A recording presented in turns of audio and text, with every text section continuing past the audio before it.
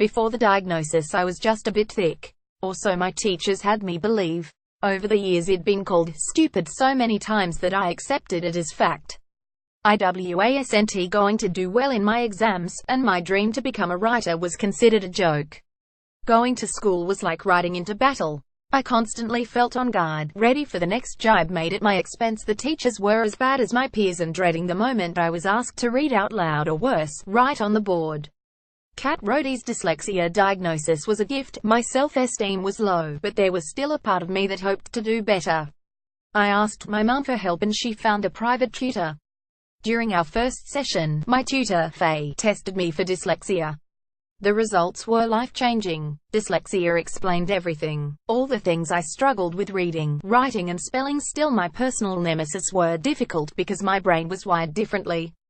My new tutor helped me learn things in a new way, but more than skills, she gave me back my confidence.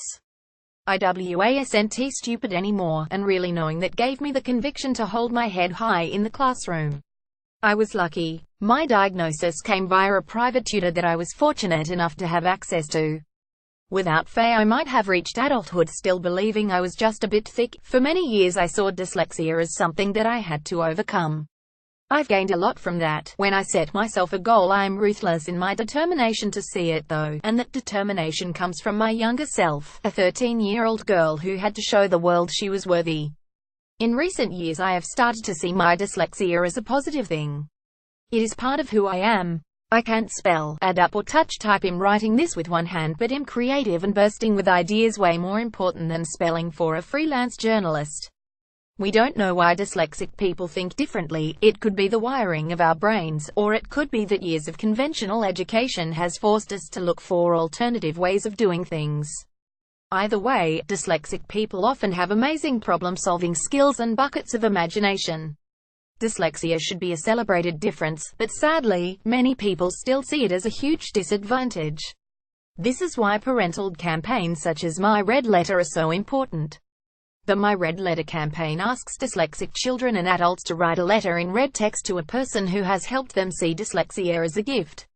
The aim of the campaign is to raise awareness and to help dyslexic children struggling at school in an education system that doesn't work for them to embrace their dyslexia. Why red? Because many of us had our schoolwork returned covered in corrections and criticisms in red pen.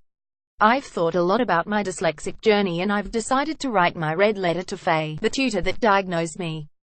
Dear Faye, teachers told me that I was stupid and lazy so often that I started to believe it was true. I'd stopped trying so hard. What was the point? My efforts always ended in brutal humiliation. I was close to giving up altogether. I vividly recall the moment you explained dyslexia to me. It sounds like a cliche to say a great weight lift from my shoulders, but there isn't another way to describe the feeling. Suddenly there was a reason that I was struggling. I wasn't stupid or lazy, my brain was just wired differently. I floated out of your office with a new hope for the future. My dreams were not lost after all. The next day I walked into school with a new conviction. My diagnosis was like a superpower. It gave me the strength to fight back. My school days are long behind me now, and I've stopped fighting. I still can't spell. My kids ask Siri when they need a word spelled out, but I am writing for a living, just like I always wanted. Thank you for explaining the gift of dyslexia to me. With love, Kat.